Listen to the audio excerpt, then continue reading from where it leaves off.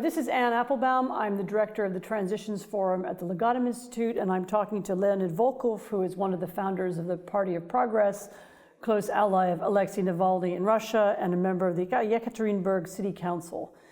Thank you for agreeing to talk to us. Leonid, you spoke this afternoon about a number of issues, about the nature of the Russian opposition, about a new coalition to bring together like-minded Democrats and, as you said, pro-European parties in Russia. Can you talk a little bit about who you're appealing to? I know that you're in charge of sociological surveys for your group.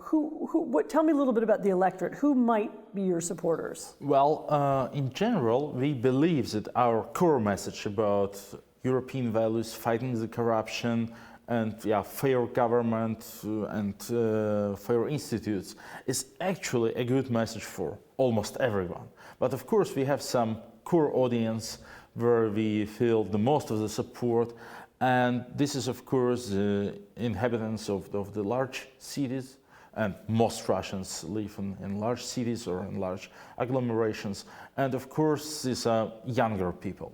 So especially young men, self-employed people, well-educated people, people who want to have some better futures than their parents and grandparents had within the communist regime, and they now feel that actually old times are coming back.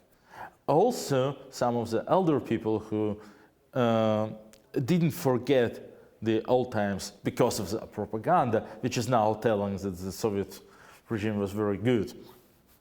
Also turning to us, and we have also quite a lot of support among people like 45 plus.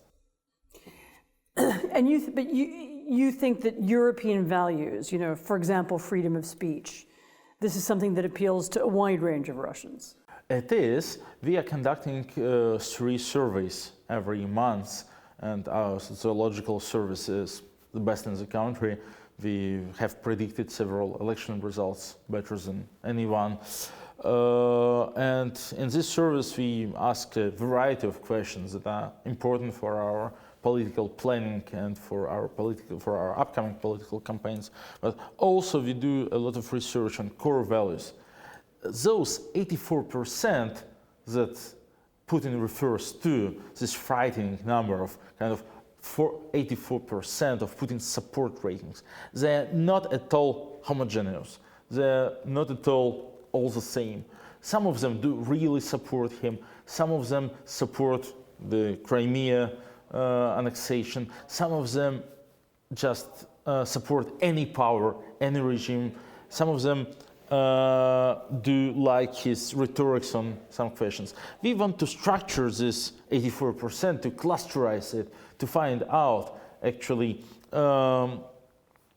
what are these people and why some of them are now supporting Putin and the current regime, and to find out that basically they're all very different, and among them there are a lot of people who share our beliefs. For instance, almost 90% do agree that freedom of speech is a core value, and that's very important.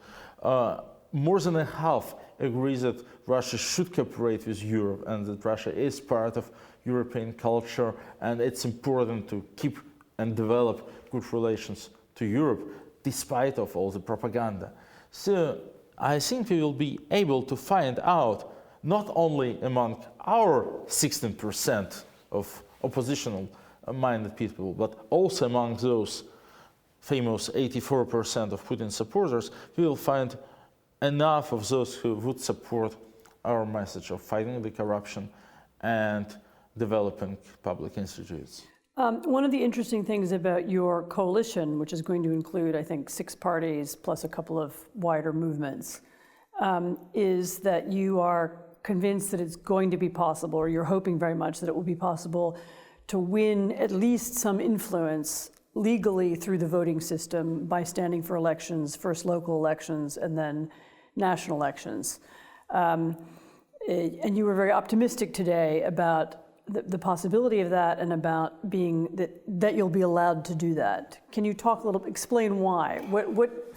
Where's your optimism coming Well, from? I have to be optimistic, otherwise I wouldn't do any politics in Russia. I have a lot of things to do. Apart from this, you have to stay optimistic when you are involved in these political processes. But we also know that the current popularity of the regime is mostly Putin's personal popularity.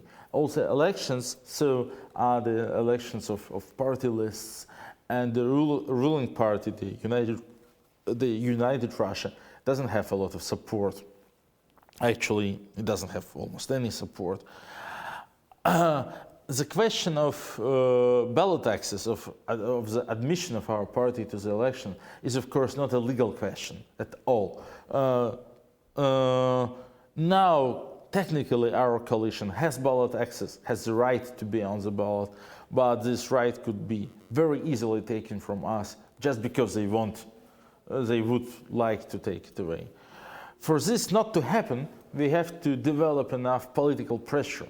We have to show that if our party is not represented in the ballot, and if our supporters are not politically represented in the parliament or in the regional parliaments, this would lead to worse consequences for the regime, for the government, like, I don't know, like rallies, like some public protest, like strikes or something like this, than if we are allowed to run and to get our percentage of votes. This pressure is a very complicated concept. We can't feel it, we can't measure it, but we believe that we understand how to build and how to develop it, how to make more pressure on the regime to let. You've had experiences in elections before. Yeah. Both you and your party. Can you Yes. say a few words about those? Yeah. So our main success so far was the mayoral campaign of Alexei Navalny, our leader, for the mayor of Moscow in summer 2013. This was a very short and sudden campaign. The elections were announced surprisingly for everyone in mid-June 2013, with the election date set on September 8th. So we had less than 3 months to coordinate, while our main rival, the incumbent mayor, Sergei Sobyanin, started his preparations several months before. And we had no financial basis at all, so we had to crowdfund our campaign. We had no infrastructure for the elections still, and of course no access to the mass media, so no access to the television and all. Still, we made a very successful crowdfunding and a very successful campaign based on volunteers who were doing some small tasks like distribute our leaflet in your apartment block, or distribute our leaflet on the street, or talk to your friends on Facebook and so on. And this campaign made it possible to boost our approval rating from 3% in June to almost 30% on the election day. So the incumbent mayor won 51% of the popular vote by official results, and Alexei Navalny won 28%. So the incumbent mayor closely missed the second round of the election, which would happen if his result would be under 50%. And all other runner-ups, there are four other candidates, all of them representing large official parties, all together won less than 20%, so less than Alexei. So we do believe that our message can be spread far beyond our regular audience of the so-called liberal intelligentsia, but that normal people, also people with less education and lower income, also can actually feel the link between the enormous level of corruption and the failing infrastructure of healthcare or public transportation. Is there a role for the West in your campaign? Is there something you'd like to see Western governments do? Is there Western media? Well, moral support probably more than anything, but also what is important is for the West to avoid double standards and to fight the corruption that Russia tries to export to the West. When Russian corporations, state-owned corporations, do their business in the West, they follow the same standards they follow in Russia, and the standards include corruption.